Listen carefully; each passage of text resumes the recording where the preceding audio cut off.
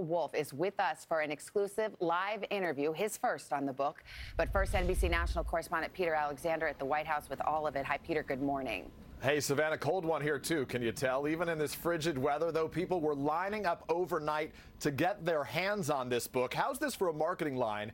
It's the book the president doesn't want you to read. But let's start with that new reporting. The New York Times revealing just how far President Trump went trying to stop his Attorney General, Jeff Sessions, from recusing himself in the Russia investigation, raising new questions this morning about whether the president obstructed the FBI's inquiry. New this morning, the New York Times reporting President Trump gave strict instructions to the White House's top lawyer last March to pressure Attorney General Jeff Sessions to remain in charge of the Russia inquiry. The Times citing two people with knowledge of the episode. And when Sessions stepped aside anyway, the president erupted in anger, saying he needed his Attorney General to protect him. So far, the White House declining to comment. Ultimately, Sessions' deputy would greenlight the appointment of Special Prosecutor Robert Mueller. All of it adding fresh fuel to the explosive tell-all book Fire and Fury, hitting bookshelves today, 4 days ahead of schedule. The book's publisher citing unprecedented demand, calling author Michael Wolff's work an extraordinary contribution to our national discourse. Wolff tweeting, "Here we go. Thank you, Mr. President." The president's personal legal team earlier firing off cease and desist letters, including one to former chief strategist Steve Bannon, who ripped Donald Trump Jr.'s 2016 meeting with Russians as treasonous. President Trump privately fuming, but publicly pulling punches. Did Steve Bannon betray you, Mr. President? Thank you. Any words about Steve Bannon?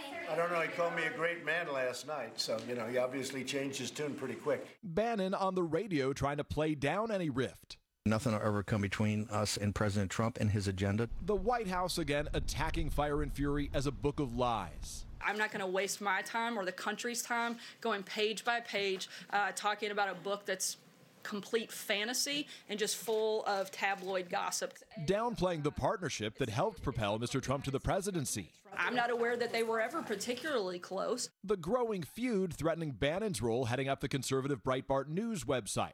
Bannon's main financial backer, GOP megadonor Rebecca Mercer, highlighting her support for the president and distancing herself from Bannon's recent actions and statements. "My family and I have not communicated with Steve Bannon in many months," Mercer told the Washington Post. The White House even weighing in whether Breitbart should fire Bannon. I certainly think that it's something they should look at. The book Fire and Fury reignites questions about the president's mental stability.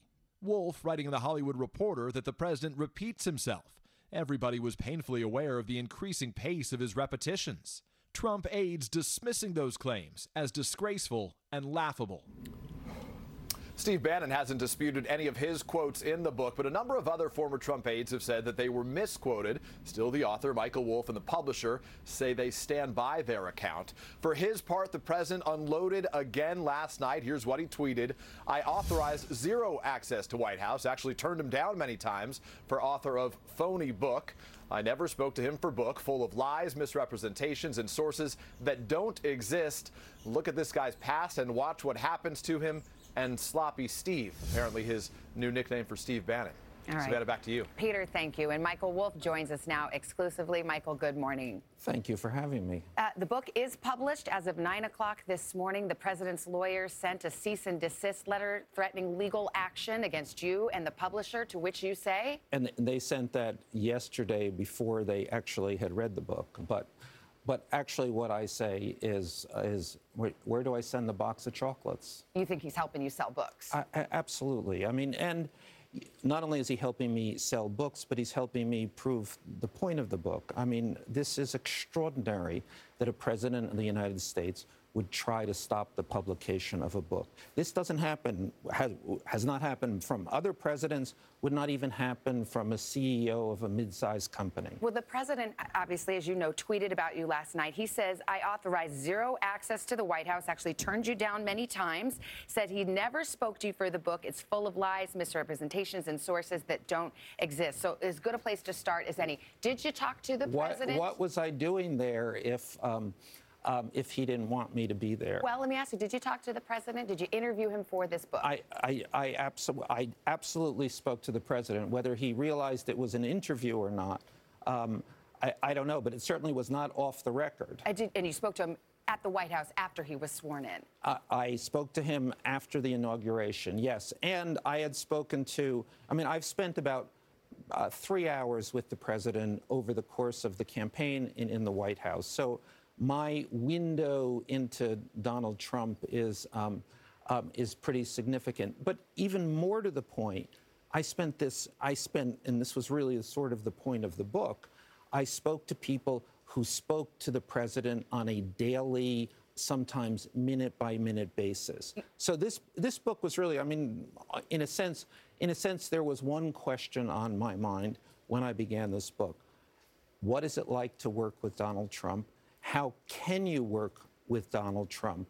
And what is the, how do you feel having worked with Donald Trump? And I want to get to the substance, what you've written in the book in a moment, but just to clear this up, because the president is saying it's full of lies, that you didn't have the access you said you had. You know, I think one of the things we have to count on is that Donald Trump will attack, he will send lawyers letters. This is a 35-year history of how he approaches everything. Do you have recordings of some of these interviews and some of these conversations? Well, I work like every journalist works, so I notes. I am certainly and absolutely in every way comfortable with everything I've reported in this book. Would you release any of those recordings since your credibility is being questioned? My credibility is being questioned by a man who has less credibility than perhaps anyone who has ever walked on Earth at this point. Before I leave it, I will say the president, the tweet alludes to, quote, your past. It says, I assume referring to a profile about you in 2004 in the New Republic. The reporter said of you, the scenes in your writing aren't recreated so much as created, springing from Wolff's imagination rather than actual knowledge of events. I've written many books. I've written millions upon millions of words. I don't think there has ever been one correction.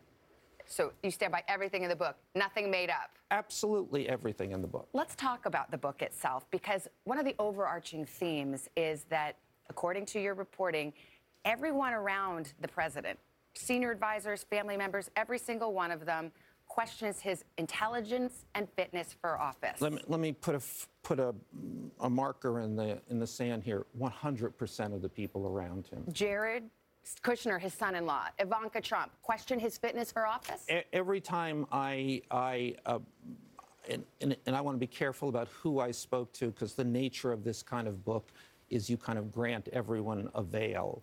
But having said that, certainly Jared and Ivanka, in their current situation, which is in a deep legal quagmire, are putting everything on the president. Not us, it's him. What are some of the ways the president was described to you by those closest to him? You know, I will tell you the one description that everyone gave, everyone has in common.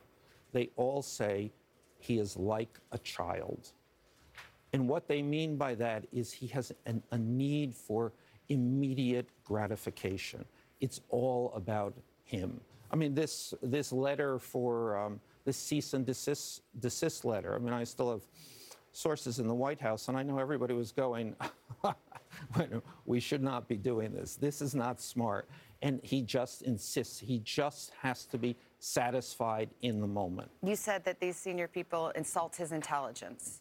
What are the kinds of things people would say? They say he's a moron, an idiot. Actually, there's a competition to sort of get to the bottom line here of who this man is. Let's remember, this man does not read, does not listen. So he's like a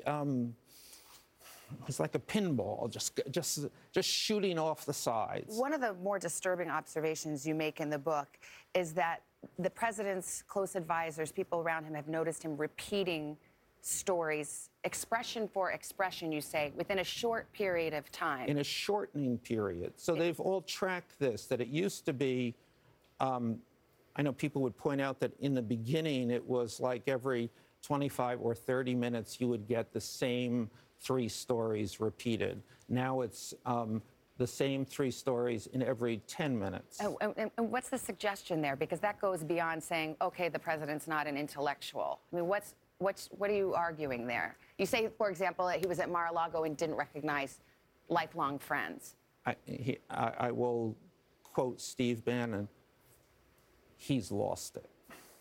Let's talk about Steve Bannon, because here's somebody who was on the record with you, made some pretty bold assertions, as you mentioned, has disparaged the president, and yet now, in the last couple of days, says he's a great man and nothing can separate us. What's Bannon doing here? I want to make one. I mean, the president has tried to put this book is about Steve Bannon.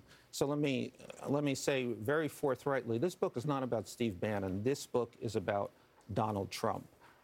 As for Steve Bannon, and I spoke to Steve as I spoke to many people throughout the length of the reporting here, and really saw a transformation, not only of Steve, but of everyone. But Steve, in a way, is most vivid, or his language is the most vivid. And the transformation was, you know, we thought this presidency could work. We thought Donald Trump is an interesting, unique character, and we might be able to do something here. And they saw him over that time come to the conclusion he cannot do this job. I am out of time, but your former editor at Vanity Fair, Graydon Carter, said he wasn't surprised you'd written this explosive book. He was surprised they let you in the door at the White House.